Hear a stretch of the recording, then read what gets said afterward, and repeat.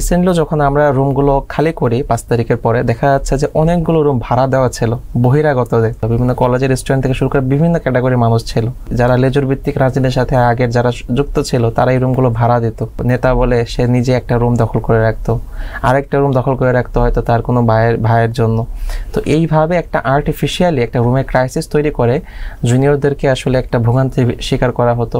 আমাদের ক্যাম্পাসের মধ্যে যে হল দখল, ক্যাম্পাসের মধ্যে ক্যান্টিন থেকে চাঁদা তোলা, এই ধরনের যে রাজনৈতিক কালচার যেটা তৈরি হয়েছিল বিগত কত বছর ধরে, এই কালচারটা অবশ্যই বন্ধ হওয়া উচিত। সো আমার বিশ্বাস যে ইনশাল্লাহ সবাই লেজুর ভিত্তিক যে রাজনীতি চলছিল সেই লেজুর ভিত্তিক রাজনীতির অবসান ঘটিয়ে একটা সুস্থ ধারায় সব কিছু ইনশাল্লাহ চলবে, এবং যাদের রাজনীতি করার ইচ্ছা হবে সে অবশ্যই ক্যাম্পাসের বাইরে গিয়ে তার জাতীয় পর্যায়ে রাজনীতি করবে।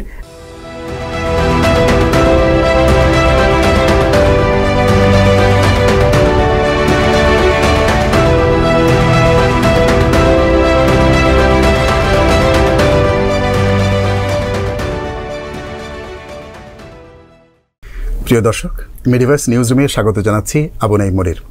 আজকে আমরা একটি খুবই বৈচিত্র্যপূর্ণ মেডিকেল শিক্ষার একটি বৈচিত্র্যপূর্ণ বিষয় নিয়ে আলোচনার জন্য বসেছি। আমরা এরকম একটি টপিক আমাদের সামনে কখনোই আসেনি। আপনারা অবগত আছেন এবং সারা বাংলাদেশের মানুষ অবগত যে 5 আগস্ট আমরা নতুন করে একটি স্বাধীনতার স্বাদ পাই। তো স্বাধীনতার মাস পূর্তিতে ঢাকা মেডিকেল কলেজে ইন্টার্ন চিকিৎসকদের প্রত্যক্ষ ভোটে হয়ে যায় একটি নির্বাচন। সেই নির্বাচনে ইন্টার্ন চিকিৎসকরা তাদের 2 জন প্রতিনিধি, পরবর্তী সময় আরও 2 জন প্রতিনিধি ওনারা নির্বাচন করেন। এর মধ্যে এই ইন্টার্ন ডক্টর সোসাইটি যে তারা সভাপতি এবং সেক্রেটারি পেয়েছে, তাদের 2 জনকে আমরা আজকে আমন্ত্রণ জানিয়েছি আমাদের স্টুডিওতে। আমরা শুরুতে পরিচয় করিয়ে দিতে চাই। আমাদের সাথে আছেন ঢাকা ইন্টার্ন ডক্টর সোসাইটির সভাপতি ডক্টর আব্দুর হামিম, উপস্থিত আছেন ইন্টার্ন ডক্টর সোসাইটির সাধারণ সম্পাদক রিফাত মাহবুব। আপনাদের 2 জনকে আমাদের অনুষ্ঠানে স্বাগত জানাচ্ছি। ধন্যবাদ ভাই। ধন্যবাদ। শুরুতে বলবো যে আপনার 2 জনই সভাপতি এবং সাধারণ সম্পাদক নির্বাচিত হয়েছেন। আপনার অনুভূতিটা বলবেন যে কেমন লাগছে আপনার কাছে, কারণ এর আগে ঢাকা মেডিকেল কলেজে এরকম কখনো হয়নি যে মানে নির্বাচন হয়েছে, ইন্টার্ন ডক্টররা ভোট দেওয়ার সুযোগ পেয়েছে। আপনি সেই প্রত্যক্ষ ভোটে নির্বাচিত একজন সভাপতি ইন্টার্ন ডক্টর সোসাইটির, কেমন লাগছে আপনার কাছে? অবশ্যই আসলে অনেক বড় পাওয়া, কারণ হচ্ছে আমি নিজের জীবনে কখনো ভোট দিইনি। নিজের জীবনে প্রথম ভোট দিয়েছি নিজের ইলেকশনে, এবং গণতান্ত্রিক ভোটের মাধ্যমে একটা পজিশনে আসতে পারা এটা অবশ্যই আনন্দের। আসলে বর্তমান হচ্ছে আমার এখন প্রেশার ফিল হচ্ছে, অনেক বেশি প্রেশার ফিল হচ্ছে এই জন্য যে ভোটের মাধ্যমে জয়লাভ করেছি, এবং অনেক দায়িত্ব, অনেক ইশতেহার বাস্তবায়নের বিষয়। সো ওই জন্য দায়িত্বের একটা ভার অনুভব করতে পারছি। ধন্যবাদ। রিফাত ভাই, আপনার কাছে আসবো। তার আগে এখান থেকে একটি প্রশ্ন তৈরি হয়েছে যে নির্বাচিত হওয়ার কারণে একটা মানে ভার অনুভব আপনারা করছেন, মানে আপনার অনুভূতিও বলবেন, পাশাপাশি এই বিষয়টা একটু ব্যাখ্যা করবেন। আচ্ছা ভাই, তো অনুভূতির ভালো লাগার অনুভূতির জায়গাটা ব্যক্ত করলেন।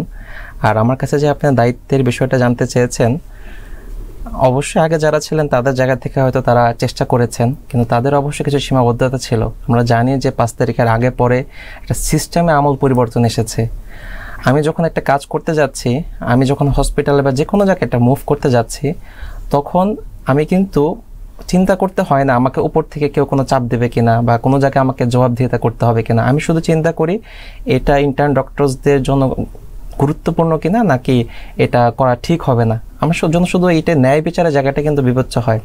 তো এই জায়গাটা যেরকম 5 তারিখের পরে চেঞ্জ হয়েছে, একই সাথে যারা আমাদেরকে ভোট দিয়ে নির্বাচিত করেছেন তাদের যে এক্সপেকটেশনের জায়গা, সেই জায়গাগুলোকে আমাদেরকে পূরণ করতে হয়। যেমন আমাদের ঢাকা মেডিকেল হলো, সবগুলো মেডিকেলের ভেতরে আমরা জানি যে আসলে প্রথম যে 200 জন তারা ঢাকা মেডিকেলে আসে। তো তাদের একাডেমিক কার্যক্রমগুলো কিন্তু আসলে আগে অনেক ছিল, আমরা শুনতাম, মাঝখানে হয়তো কিছুটা কমে গিয়েছিল। তো আমরা সেই জায়গাগুলোকে আর কি এখন আবার নতুন করে নিয়ে আসার চেষ্টা করছি। এর অংশ হিসেবে কিন্তু আজকে আমাদের ইন্টার্নদের নিয়ে ক্যারিয়ার সেমিনার ছিল, আমরা সেখান থেকে এখানে আসা। তো সামনে আমাদের আরও এরকম অনেকগুলো প্রোগ্রাম বাস্তবায়নের একাডেমিক রিলেটেড আমাদের আগ্রহ আছে।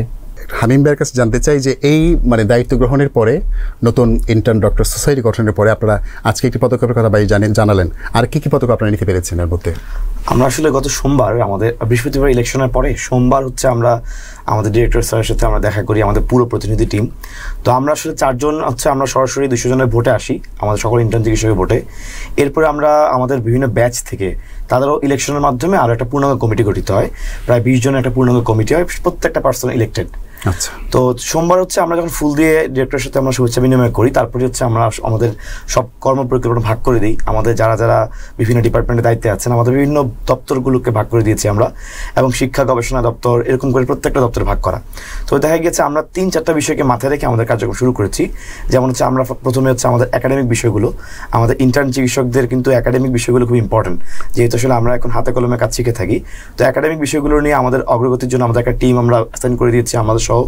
এর পাশাপাশি আমরা হচ্ছে হসপিটাল সংস্করণ এবং হল সংস্করণ, দুইটা আলাদা ভাগে ভাগ করে আমরা আলাদা টিম ওয়াইজ আমরা কাজটা করছি।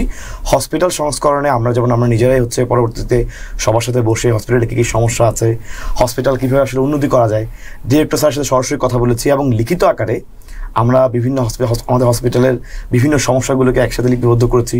তারপর সেটাকে বাস্তবায়নে বা সমাধানে কি করা যায় ওই অনুযায়ী আমরা প্ল্যান সাজিয়ে আমরা ডিরেক্টরের কাছে গিয়েছি, এবং অলরেডি একটা প্রস্তাব দেওয়া হয়েছে। এরপরে আমরা চলে গেছি আমাদের ইন্টার্ন হল, ছেলেদের এবং মেয়েদের দুইটা হলেরই সংস্কারমূলক কী কাজগুলো রয়ে গেছে যেগুলো এতদিন হয় নাই, বিভিন্ন অলরেডি বললো বিভিন্ন সীমাবদ্ধতার কারণে হয় নাই। এই সংস্কারমূলক কাজগুলো কীভাবে করা যায়, এই জন্য আমরা হল উন্নয়নের জন্য আমাদের সমাজ কল্যাণ সম্পাদক এবং আমাদের সাংগঠনিক সম্পাদক যারা আছে সুন্দর করে তাদের মধ্যে আমরা কর্মবন্টন করে তাদেরকেই সাথে নিয়ে একসাথে আমরা হলের সংস্কার কীভাবে করা যায় সব কিছু লিপিবদ্ধ করে ডিরেক্টর স্যারের মাধ্যমে আমাদের এই উন্নয়ন কার্যক্রম শুরু করেছি। এবং অলরেডি আজকে আমাদের সরাসরি পিডব্লিউডি থেকে এসে তারা আমাদের বিভিন্ন কাজ করে দিয়ে গিয়েছে এবং বলেছে যে পরবর্তী প্রত্যেকটা সমস্যায় তারা সবার আগে ইনশাল্লাহ হেল্প করার চেষ্টা করবে। তো সামগ্রিক বিষয়ে আমাদের একাডেমিক বিভিন্ন সেমিনার আয়োজন করা, ওয়ার্কশপ আয়োজন করা, ওপিডি ম্যানেজমেন্ট করা, এই বিষয়গুলো নিয়ে আমরা কাজ করেছি। যেমন আজকে অলরেডি ক্যারিয়ার সেমিনার হলো, সেখানে একই সাথে আমাদের মেডিসিন, সার্জারি, গাইনি প্রত্যেকটা বিভাগের মানুষজন ছিলেন, খুব বড় বড় স্যাররা ছিলেন, ম্যাডাম ছিলেন, প্রফেসর ছিলেন। তারা আমাদেরকে গাইড করেছে অ্যাকচুয়ালি যে আমাদের ইন্টার্ন এই সময়টা কীভাবে যাওয়া উচিত এবং এর পরবর্তীতে আমরা আসলে কীভাবে যাব না যাব, এই বিষয়গুলো নিয়ে সবাই একটা ধোঁয়াশার মধ্যে থাকে। সো ঢাকা মেডিকেলের ইন্টার্নরা হচ্ছে অবশ্যই সেই ফেসিলিটি পাওয়ার যোগ্যতা রাখে যে আমাদের যারা বড় প্রফেসররা যারা আছেন তারা সরাসরি বলবে, কিছু কথা হবে, নিজেদের মধ্যে একদম খোলাসা হবে। তো এগুলো আজকে আমরা আলহামদুলিল্লাহ শুরু হয়েছে এবং আমরা অলরেডি এই প্রত্যেকটা কাজে হাত দিয়েছি। ধন্যবাদ। রিফাত ভাই, আপনার কাছে এই বিষয়ে শুনতে চাই, কিন্তু তার আগে একটু বলবেন যে ভাইয়ের আলোচনার মধ্য দিয়ে একটা বিষয় আমার কাছে জানতে আগ্রহ তৈরি হলো, সেটা হচ্ছে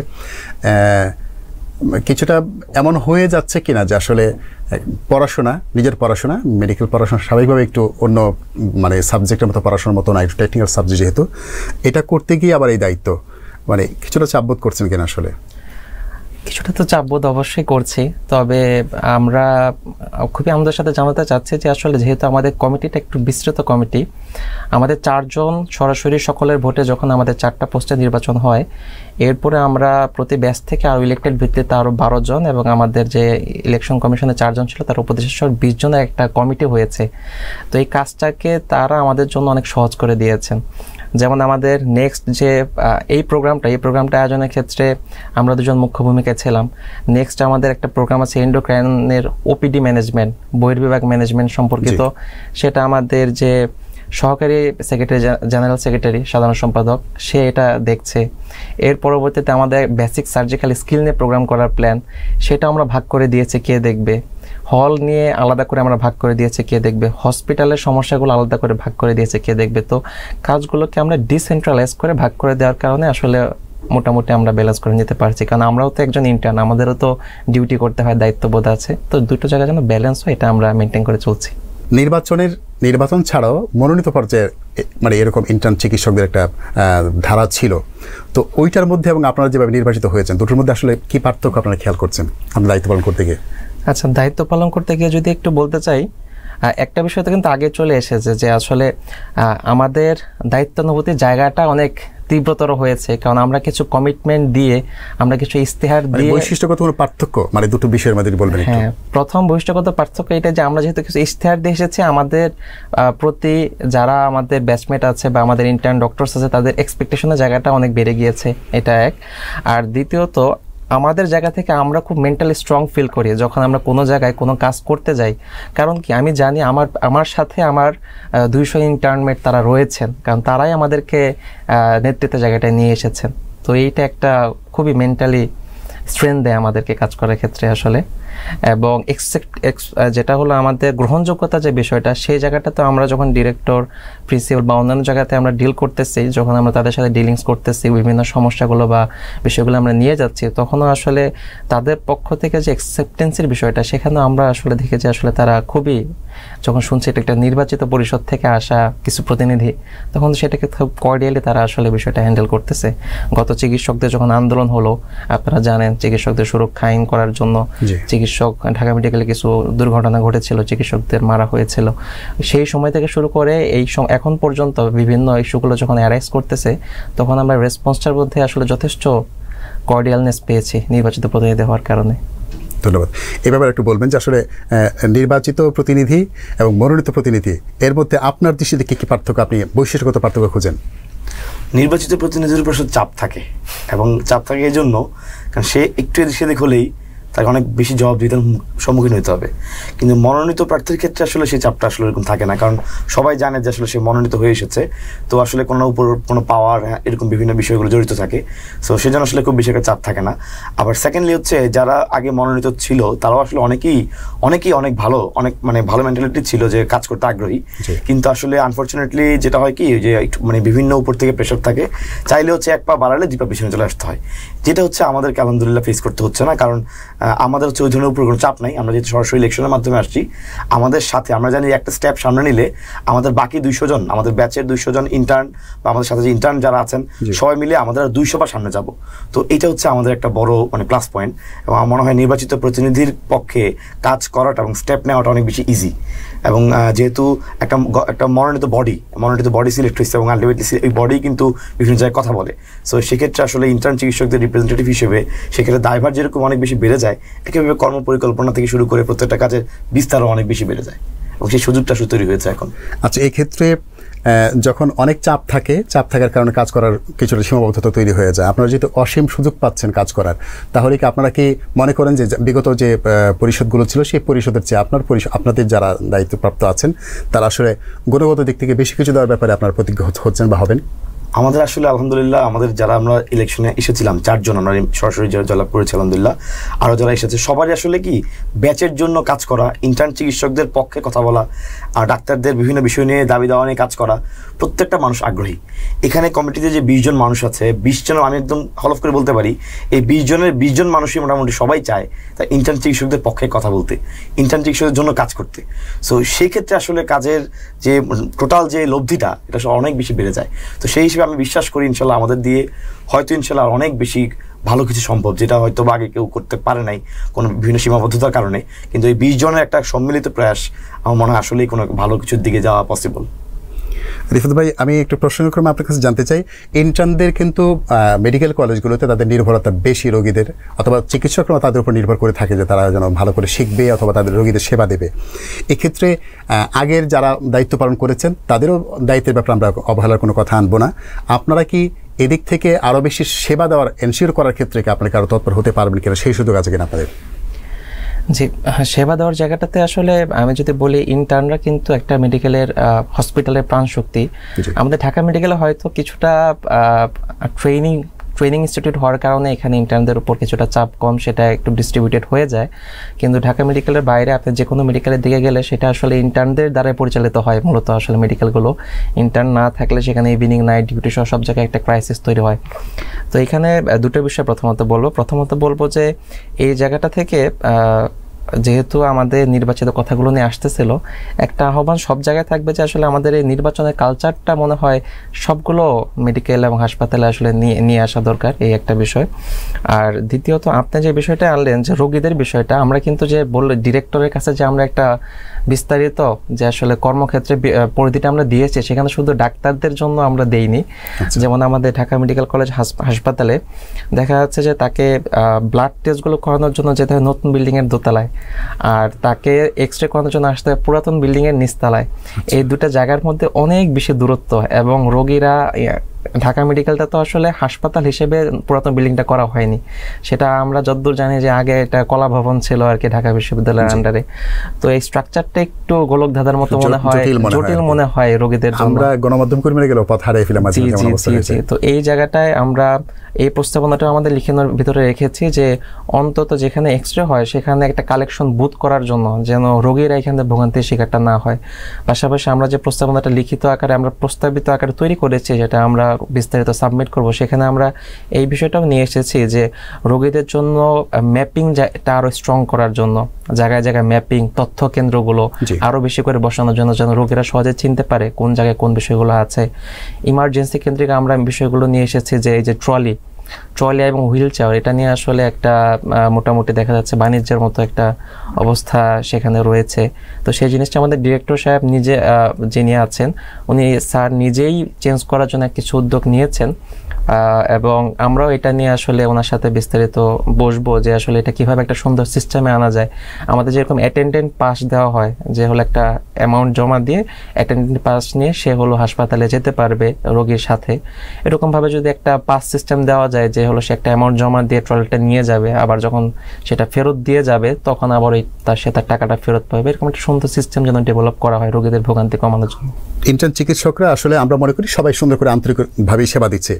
আপনারা যেহেতু নির্বাচিত বলছেন বা আপনার উপর দায়িত্ববোধ বেশি, চাপ বেশি, ওই চাপ থেকে ইন্টার্নদেরকে আরও বেশি এফোর্ট দেওয়ার জন্য রোগীদের বেলায়, সেবার বেলায় মানে আপনারা কোনো পদক্ষেপ নেওয়ার জন্য তৎপর হবেন কিনা, অথবা সেই সক্ষমতা আপনাদের আছে কিনা?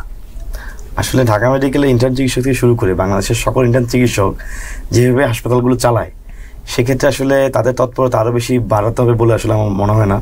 তো সেক্ষেত্রে অ্যাকচুয়ালি যেটা হয় কি, ট্রেনিং সেন্টার যেগুলো যেখানে আছে, যেমন ঢাকা মেডিকেলের মতো জায়গা, ওখানে আসলে ইন্টার্ন চিকিৎসকদের কাজ করার সুযোগ আরেকটু বাড়ানো উচিত, তাদের। কারণ হচ্ছে এখানে যেহেতু একটা ইউনিটে অনেক ট্রেনিং চিকিৎসক থাকেন, সেই হিসেবে আসলে ইন্টার্নদের অনেক ক্ষেত্রেই কাজ করার জায়গাটা একটু কমে যায়। তো সেই হিসেবে আসলে ইন্টার্নদের কাজ করার জায়গাটা তৈরি করার জন্য আমাদের ফোকাস আমাদের আছে, যে আমরা যেন প্রস্তাব করবো যেন আসলে ইন্টার্নদের কাজ করার জায়গাটা বাড়ে, স্কোপটা বাড়ে। কিন্তু ইন্টার্নদের আসলে তাদের পক্ষ থেকে আর বেশি কিছু আসলে করার প্রয়োজন বলে মনে করি না, কারণ তারা আমার মতে বা আমি যতটুকু দেখেছি প্রত্যেকটা ইন্টার্ন চিকিৎসক নিজের সর্বোচ্চটুকু দেয়, এবং এই বিষয়ে আসলে কেউ কারো কোনো বিন্দুমাত্র ছাড় নাই। ছাড় বলতে নিজ থেকে নিজ বিবেকের তাগিদে নিজের শেখার জন্য সবকিছু মিলিয়ে আসলে ইন্টার্ন চিকিৎসকরা সর্বোচ্চ সেবা দিয়ে চেষ্টা করে। আপনারা নির্বাচিত হওয়ার কারণে বেশ কিছু পদক্ষেপ ইতিমধ্যে নিতে পেরেছেন। আমার মনে হয় না যে পূর্বের চিফ যারা ছিলেন, যারা দায়িত্ব পালন করেছেন, তারা আসলে বাধা, নানান রকমের চাপের কারণে তারা এত পরিসরে, বিস্তৃত পরিসরে কাজ করার সুযোগ আসলে পায়নি। তো এই যে একটা ধারা ঢাকা মেডিকেল কলেজে সূচিত হলো, এই ধারাটি যদি সারা বাংলাদেশের প্রত্যেকটি মেডিকেল কলেজে ছড়িয়ে যায়, তাহলে হাসপাতালগুলো শিক্ষার মান এবং হাসপাতালের রোগীদের সেবা এটা ত্বরান্বিত হওয়ার সুযোগ আছে কিনা, বা এই ধারাটা সমস্ত মেডিকেল কলেজে ছড়িয়ে দেওয়া যায় কিনা? ভাই একটু হিন্টস দিয়েছিলেন। হ্যাঁ, অবশ্যই। অ্যাকচুয়ালি নির্বাচন বা নির্বাচিত প্রতিনিধি, এই কনসেপ্টটা আসলে পুরো কনসেপ্টটা কিন্তু আলাদা। এতদিন ধরে চলে আসে একটা বিষয় আর নির্বাচিত প্রতিনিধির দ্বারা চালিত বিষয়, অবশ্যই অনেক পার্থক্য। একটা নির্বাচিত বডি থাকলে স্টুডেন্টরা বা আমাদের যারা ডক্টররা আছে তারা মিলে নিজেরা ভোট দিয়ে সিলেক্ট করবে, ওই কমিটির প্রতি আস্থা সবার অনেক বেশি থাকবে এবং ওই কমিটির কাজ করার স্কোপও অনেক বেশি থাকবে। সেই হিসেবে অবশ্যই বাংলাদেশের সকল মেডিকেল কলেজের ইন্টার্ন চিকিৎসকদের নির্বাচনের মাধ্যমে তারা তাদের গভর্নিং বডি সিলেক্ট করবে, কারণ আসলে কাজ করার জন্য, কথা বলার জন্য মানুষ প্রয়োজন, এবং সব ক্ষেত্রে আসলে সবাই একসাথে কথা বলে আসলে কোনোদিন কোনো সমাধান আসে না। সেই হিসেবে একটা বডি যদি যায়, কথা বলে, সেটা সমাধান হয় এবং একটা উদ্যোক্তার বিষয় থাকে, সো অবশ্যই লিডারশিপ প্রয়োজন আছে। সেই হিসেবে অবশ্যই বাংলাদেশের সকল মেডিকেল কলেজগুলোতে ইন্টার্ন ডক্টরদের এরকম কমিটি হওয়া প্রয়োজন। একদম সরাসরি ভোটের মাধ্যমে যেন এই কমিটিগুলো হয়, আমরা আশা করি ইনশাল্লাহ সব জায়গায় হবে, এবং এর মাধ্যমে প্রত্যেকটা মেডিকেল কলেজে, প্রত্যেকটা হসপিটালের ইন্টার্নদের দ্বারা চিকিৎসা সেবা বা সার্বিক যে চিকিৎসা সেবা অনেক বেশি উন্নয়ন সম্ভব, কারণ ইন্টার্নরা কিন্তু একদম রুট লেভেলে কাজ করে। তো যেহেতু হসপিটালের প্রত্যেকটা আনাচে কানাচে ইন্টার্নদের কিন্তু মোটামুটি যাতায়াত থাকে, সকল ডিপার্টমেন্টে সে ঘুরে, সেই হিসেবে আসলে হসপিটালের বিভিন্ন অসঙ্গতি তার চোখে সবচেয়ে বেশি পড়ে, এবং সে কিন্তু জানে যে এইটা এভাবে করলে হয়তো বা অসঙ্গতি থাকবে না, কিন্তু তখন তার কাছে পাওয়ার থাকে না। কিন্তু যখন তারা সবাই মিলে একসাথে কাজ করবে, আসলেই সবার দ্বারা ভোটে নির্বাচিত হবে, গণতান্ত্রিক উপায়ে সৎ মানুষ আসবে, তখন হয়তো ইনশাল্লাহ কাজগুলো হবে। তো আমার বিশ্বাস যে বাংলাদেশে এই ঢাকা মেডিকেল কলেজের মতো সকল মেডিকেল কলেজে ইনশাল্লাহ ইন্টার্নদের একটা সুন্দর ইলেকশন হবে। ইলেকশনের মাধ্যমে তারা তাদের গভর্নিং বডি, মানে তাদের কমিটি মেম্বার সিলেক্ট করবে ইনশাল্লাহ, এবং তাদের মাধ্যমে একসাথে হয়ে সকল ইন্টার্নরা পুরো হসপিটালের উন্নয়নে কাজ করে যাবে। রিফাত ভাই, আপনার কাছে আসতে চাই, সেটা হচ্ছে শিক্ষার্থীদের অধিকার আদায়ে আপনাদের যে ডক্টরস সোসাইটি আছে তারা ভূমিকা রাখবেন। আমরা একটু জানতে চাইব যে এইটার পাশাপাশি আপনাদের কলেজের কোনো সঙ্গতি অসঙ্গতি নিয়ে আপনারা কতটা দায়িত্ব পালন করতে সক্ষম, বা আপনাদের পরিধিটা আসলে কোন পর্যন্ত হবে?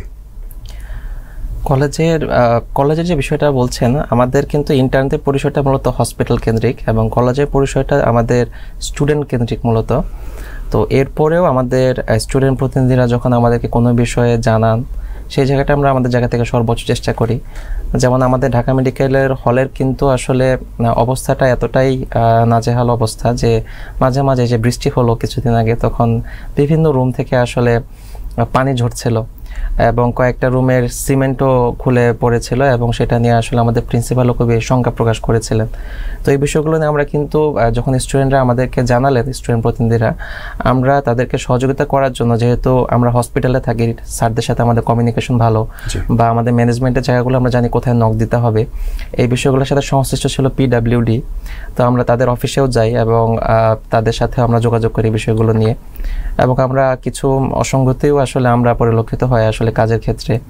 তো সেই জায়গাগুলো নিয়ে আসলে আমরা কাজ করছি যে অসঙ্গতিগুলো দূর করে কিভাবে নতুন করে আসলে আমাদের যে বাজেটগুলো আমাদের জন্য বরাদ্দ হচ্ছে সেগুলোর আলোকে যেন কাজগুলো আসলে বাস্তবায়ন হয়। এবং এই ব্যাপারে বর্তমান যে আমাদের কমিটিতে আছেন আমাদের প্রিন্সিপাল অধ্যক্ষ স্যার, পাশাপাশি একটা হল কমিটি করে দেওয়া হয়েছে আমাদের মোস্তফা কামাল স্যার, শহীদ ইসলাম আকন স্যার সহ একটা হল কমিটি, আফিয়া ম্যাডাম সহ একটা হল কমিটি করে দেওয়া হয়েছে। তারা সরাসরি কিছুদিন আগে হলে পরিদর্শন করে এসেছেন এবং তাদেরও ভাষ্য হলো যে এটা ভেঙে ফেলা উচিত। এটাই হলো আসল সমাধান। কিন্তু আপাতত যতদিন না সেটা করা হচ্ছে তার আগ পর্যন্ত কোন কোন জায়গাগুলো সংস্কার করতে হবে এগুলো তারা লিস্ট করে নিয়ে গেছেন এবং এগুলো নিয়ে তারা দ্রুততম সময়ে কাজ করবেন বলে আমাদেরকে আশ্বস্ত করেছে। আপনার প্রসঙ্গ কথার সূত্র ধরে বলতে চাই, ঢাকা মেডিকেল কলেজের বেশ কিছু অসঙ্গতি নিয়ে, অনিয়ম নিয়ে আমরা গণমাধ্যম কর্মীরা অবগত হয়েছিলাম। আমরা একাধিক নিউজ করেছি বিষয়টি নিয়ে। এই যে অনিয়মগুলো হওয়া এখানে, এই বিষয়টি কি আসলে আমরা আমাদের জন্য খুব জানতে ইচ্ছে করে এগুলো কি বছরের পর বছর হচ্ছিল কিনা? তাহলে আসলে শিক্ষার্থীরা নিশ্চয়ই বঞ্চিত হয়েছে, তাদের জন্য বরাদ্দ এসেছে, বরাদ্দটি প্রয়োগ হয়েছে কিন্তু যথাযথভাবে হয়নি, ফলে এখান থেকে শিক্ষার্থীরা বঞ্চিত হয়েছে। এই ব্যাপারে আপনারা আসলে কোনো রকমের প্রত্যক্ষ বা পরোক্ষ কোনো চাপ সৃষ্টি করবেন কিনা? গণমাধ্যমগুলোতে এসেছে, আপনারা দেখেছেন, প্রথম আলো, যুগান্তর, সমকালীন এবং আপনাদের মিডিয়া ভয়েসে এসেছে যে আমাদের কিছু দলিল দস্তাবেজ যখন আমরা যে PWD আমাদের ছাত্র প্রতিনিধিরা গিয়েছেন, কিছু দলিল দস্তাবেজ তারা পেয়েছেন যেখানে গত অর্থ বছরে কিছু কাজ সম্পন্ন হয়েছে বলে উল্লেখ করা হয়েছে। যেমন আমাদের ঢাকা মেডিকেল কলেজের হলের ডাক্তার ফজলে রাব্বি হলের জিমনেশিয়াম বাবদ 25 লক্ষ টাকা খরচ করা হয়েছে সংস্কার বাবদ, কিন্তু সেই জিমনেশিয়াম পাইনি, ওখানে কোনো জিমনেশিয়ামের অস্তিত্ব নেই, শুধু কিছু ফ্লোরে কিছু টাইলস করা হয়েছে এবং সাইডে রং করা হয়েছে, সেটা 1 লক্ষ টাকার কাজ। টেবিল দেখেছি, ওনার রিডিং রুম বলতে চেয়েছেন। টেবিলটা আসলে পরে স্টুডেন্টরাই বসিয়েছে আর কি, যেহেতু জিমনেশিয়ামের অস্তিত্ব নেই আর কি। এটা 1 মাস আগে তারা এই কাজটা করেছে, রুমটা পড়েছিল এই জন্য আর কি। তো এই 25 লক্ষ টাকা হলে কিন্তু একটা জিমনেশিয়ামটা খুবই দরকার। আমাদের মেডিকেল স্টুডেন্টরা অনেক ডিপ্রেশনে ভোগে। আমাদের মেডিকেল স্টুডেন্টদের সারাদিন আসলে বসে থাকায়, পড়াশোনা বা এই রিলেটেড কাজকর্ম থাকে, অনেকে ডিপ্রেশনে ভোগে, পাশাপাশি শারীরিক স্বাস্থ্যের জায়গাটা আসলে ঠিক থাকে না। তো এখানে একটা জিমনেশিয়াম হলে কিন্তু অনেকেই সেখানে যাবে। তারপর ওখানে কাজ সম্পন্ন হয়েছে, টয়লেট বাবদ লেখা ছিল 12 লক্ষ টাকা। আসলে ওই টয়লেটটাও আসলে খুব বেশি বাজে ভালো অবস্থা না, আপনারা দেখিয়েছেন। 1 লাখ টাকা খরচ হতে পারবে কিনা এখানে? জি জি জি জি। তো এরকম আরো অনেকগুলো অসঙ্গতি আপনারা দেখেছেন, নিউজ করেছেন, এটা বিস্তারিত আর বলার কিছু নেই। তো এই ব্যাপারটা নিয়ে আমরা প্রিন্সিপাল, ছাত্র প্রতিনিধিদের উপস্থিতিতে যখন আমাদের হল নিয়ে একটা মিটিং হয়েছিল, আমরা প্রিন্সিপালকে বলেছি এটা তদন্ত কমিটি করার জন্য যে আসলে অসঙ্গতিগুলো কেন হয়েছে। আমরা বলেছি যে ওনারা আমাদেরকে আশ্বস্ত করেছেন এটা তদন্ত কমিটি করবেন এবং কারা দায়ী সেই বিষয়গুলো ওনারা নিশ্চিত করবেন, বের করবেন। ধন্যবাদ রিফাত ভাই, আপনাকে খুব চমৎকার করে আসলে এই বিষয়ে ধারণা দিয়েছেন। এবং আমরা যেহেতু বিষয় নিয়ে কাজ করেছি, ফলে আমরা বুঝতে পেরেছি যে ঢাকা মেডিকেল কলেজ, যেখানে শিক্ষার্থীদের সারা বাংলাদেশের সেরা শিক্ষার্থীরা এখানে উপস্থিত হয়, পড়াশোনার সুযোগ পায় এবং তাদেরকে যারা পারে তারা নিশ্চয়ই বাংলাদেশের সেরা চিকিৎসক, সেরা শিক্ষক। তো ওনাদের হাত দিয়ে এরকম বড় বড় অনিয়ম হয়ে যাবে, ওনারা এই ব্যাপারে ঘুমে থাকবেন। ওনারা আমাদের সাবেক প্রিন্সিপাল স্যারের সাথে কথা বলেছি, উনি বলতে চেয়েছেন যে আসলে এখানে আমাদের কোনো ভূমিকাই নাই, আমরা এই ব্যাপারে কোনো এখতিয়ার থাকে না, এটা হচ্ছে PWD অথবা মন্ত্রণালয়। আমরা শুধুমাত্র চাহিদার কথা জানাই, মন্ত্রণালয় এখান থেকে দেখে যে এটা করা যাবে কিনা, যৌক্তিকতা আছে কিনা, তখন মন্ত্রণালয় অনুমোদন দিলে কাজটা এগিয়ে যায়, PWD কাজটা করে। তো এত বিশাল বিশাল অঙ্কের অ্যামাউন্ট আমি দেখলাম, সেই অ্যামাউন্টে ওনারা সাইন করে দিলেন, এখানে ওনাদের কোনো আর্থিক অনিয়মের বিষয়গুলো ওনারা ভাববেন না। এটা আসলে জাতি হিসেবে আমাদেরকে কিছুটা স্তম্ভিতই করে যে আমরা আসলে কোন অবস্থার মধ্যে দিয়ে যাচ্ছি। আপনাদের মেডিকেল কলেজে সাম্প্রতিক সময়ে ছাত্র রাজনীতি নিষিদ্ধের ব্যাপারে আপনারা মোটামুটি একটা সিদ্ধান্ত প্রায় নিয়েছেন, অথরিটি এ ব্যাপারে একমত পোষণ করেছে এবং তারা একটা সিদ্ধান্ত দিয়েছে। ছাত্র রাজনীতি আসলে যে বন্ধ থাকা এটা জরুরি বলে মনে করেন কিনা? আর লেজুর ভিত্তিক ছাত্র রাজনীতি অবশ্যই বন্ধ থাকা উচিত, এবং আসলে ছাত্ররা যেমন তাদের ইলেকশনের মাধ্যমে তাদের প্রতিনিধি নির্বাচন করেছে, সো এটা আসলে তাদের প্রতিনিধি নির্বাচনের মাধ্যমে তারা কিন্তু অলরেডি সিলেক্ট করে দিয়েছে যে এই প্রতিনিধি কিন্তু কথা বলবে। সো এটা কিন্তু একটা আসলে সবাইকে রাজনৈতিক সচেতন হওয়ার পেছনে এটাও একটা গুরুত্বপূর্ণ ফ্যাক্ট, এবং প্রত্যেকটা মানুষের আসলে রাজনৈতিক সচেতন হওয়া প্রয়োজন। সেক্ষেত্রে কার যদি প্রয়োজন হয়, সে যদি মনে করে রাজনীতি করবে, সে জাতীয় পর্যায়ে রাজনীতি করবে। জাতীয় পর্যায়ে রাজনীতি প্রয়োজন আছে, কারণ রাজনীতি না তাহলে সে তো রাজনীতিকে সচেতন হবে না। আর আলটিমেটলি দেশের বড় বড় পর্যায়ে তাহলে কারা যাবে? যে বড় বড় পর্যায়ে তো নিশ্চয়ই তারাই যাবে। তো অবশ্যই তারা যদি রাজনীতি করতে চায় অবশ্যই করবে, সেটা হচ্ছে অবশ্যই এক জাতীয় পর্যায়ে গিয়ে। আমাদের ক্যাম্পাসের মধ্যে যে হল দখল, ক্যাম্পাসের মধ্যে ক্যান্টিন থেকে চাঁদা তোলা, এই ধরনের যে রাজনৈতিক কালচার যেটা তৈরি হয়েছিল বিগত কত বছর ধরে, এই কালচারটা অবশ্যই বন্ধ হওয়া উচিত। এবং এই কালচারটা বন্ধ করার মাধ্যমে তারা প্রত্যেকটা স্টুডেন্টকে রাজনৈতিক সচেতনভাবে গড়ে তোলার জন্য আমাদের কিন্তু অলরেডি প্রতিনিধি সিলেকশনের মাধ্যমে কিন্তু মোটামুটি কাজকর্ম শুরু হয়েছে।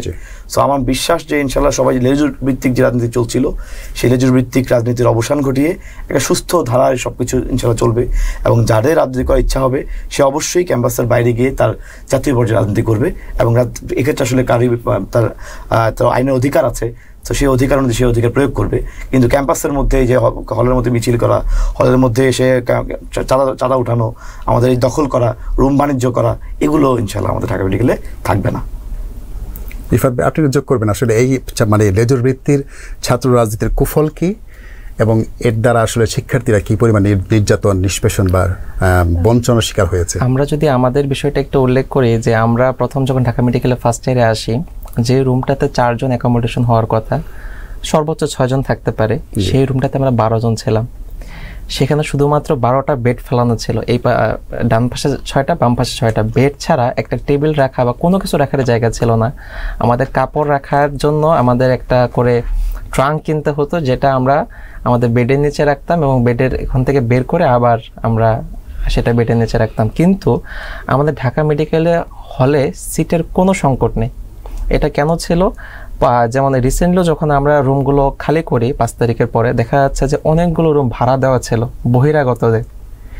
ঢাকা কলেজ বিভিন্ন জায়গার মানে বহিরাগতদেরকে রুমগুলো ভাড়া দেওয়া ছিল, বিভিন্ন কলেজের রেস্টুরেন্ট থেকে শুরু করে বিভিন্ন ক্যাটাগরির মানুষ ছিল। তো এই যারা লেজুর ভিত্তিক রাজনীতির সাথে আগের যারা যুক্ত ছিল তারা এই রুমগুলো ভাড়া দিত।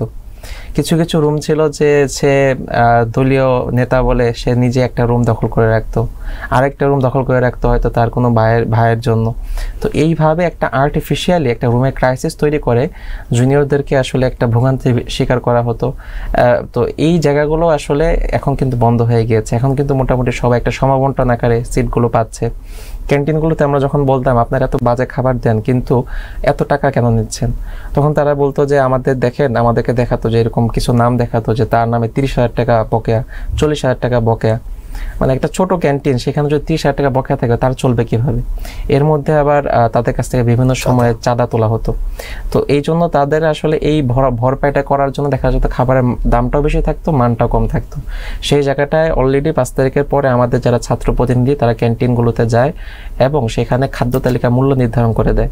এবং পাশাপাশি যেহেতু এখানে চাঁদাবাজির আর কোনো অপশন নেই, সেহেতু এখানে খাবারের মানটাও ভালো করতে হবে এটা উল্লেখ করে আসে, এবং সেই আলোকে ক্যান্টিনগুলো খাবারের মান আগের থেকে ইমপ্রুভ করেছে এবং আরও ইমপ্রুভ করবে বলে আমরা আশা করছি।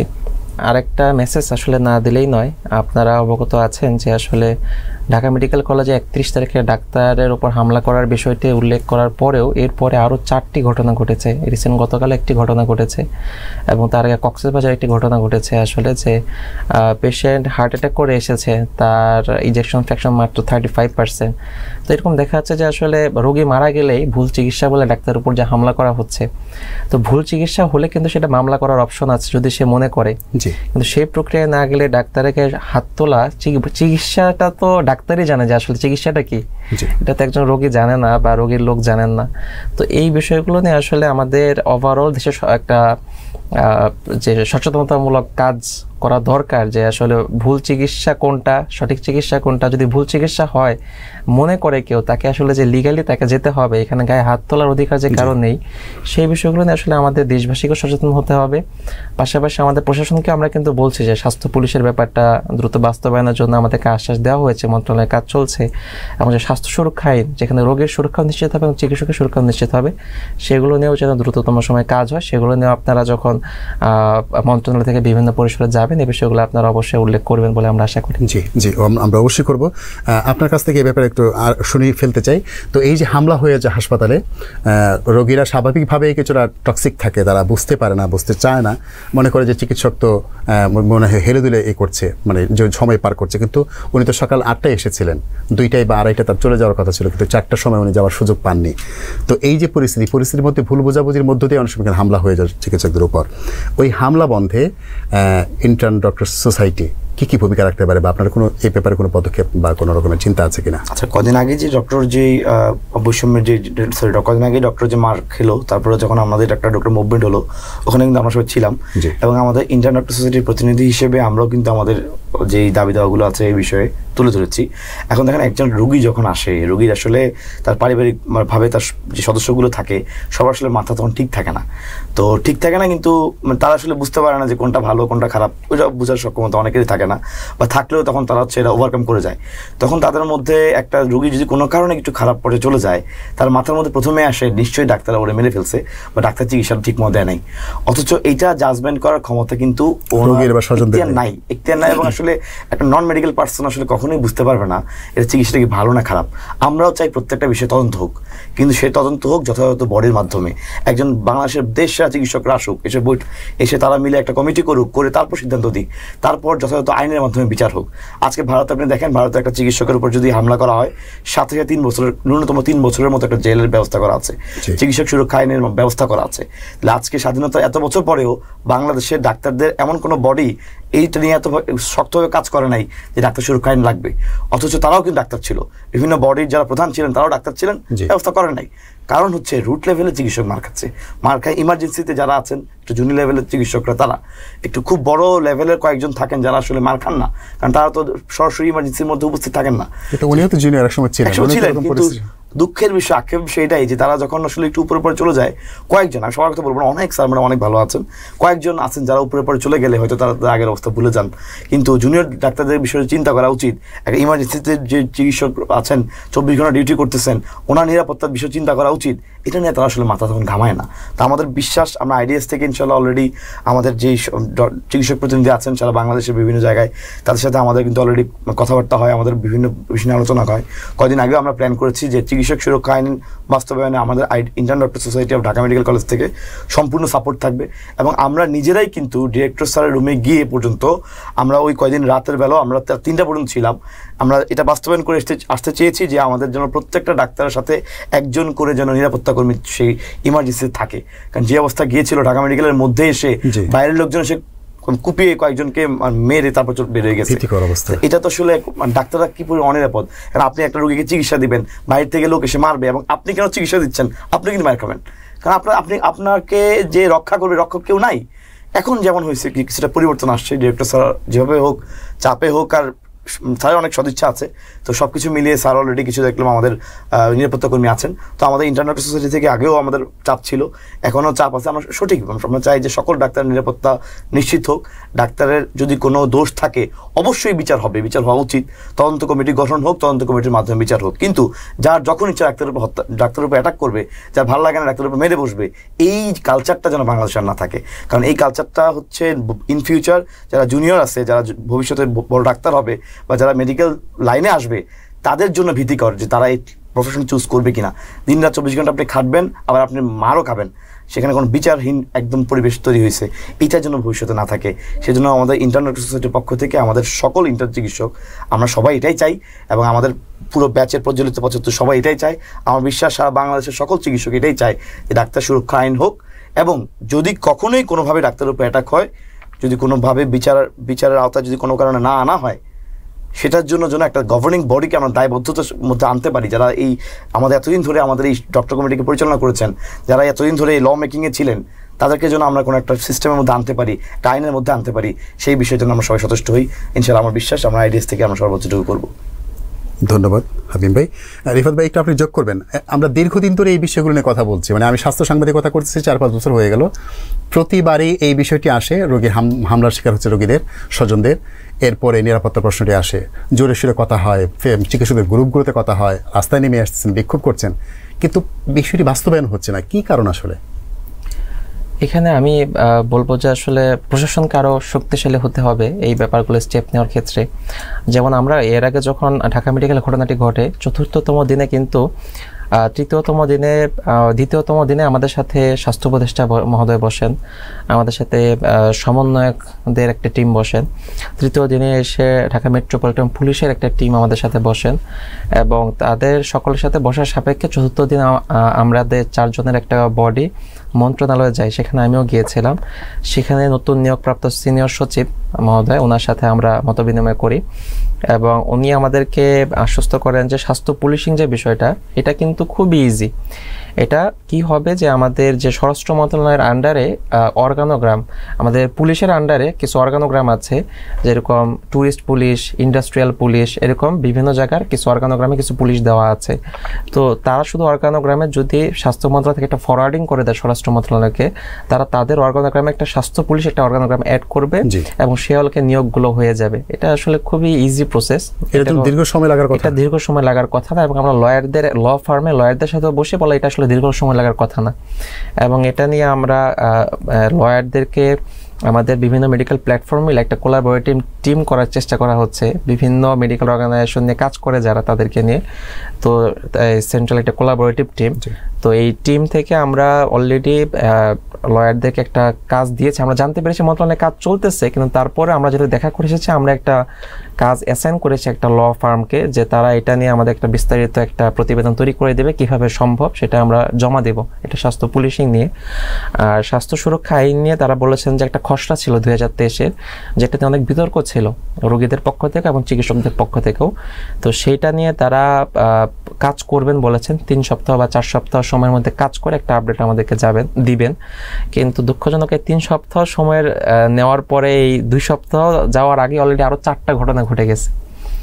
তো আসলে এটা নিয়ে আমাদের ওই যে কোলাবোরেটিভ টিম, যেটা বিভিন্ন মেডিকেল যে প্ল্যাটফর্মগুলো আছে তাদের মুখ্য বা হেড ব্যক্তিদেরকে নিয়ে, সেখানে আমরাও কিছু কাজ করছি, তারাও স্টেক হোল্ডাররাও কাজ করছেন। তারা যখন খসড়া তাদের পক্ষ থেকে পাঠাবেন, সেখানে আমাদেরগুলো আমরা ইনপুট যেন দিতে পারি, সেই নিয়ে আমরাও কাজ করছি আর কি।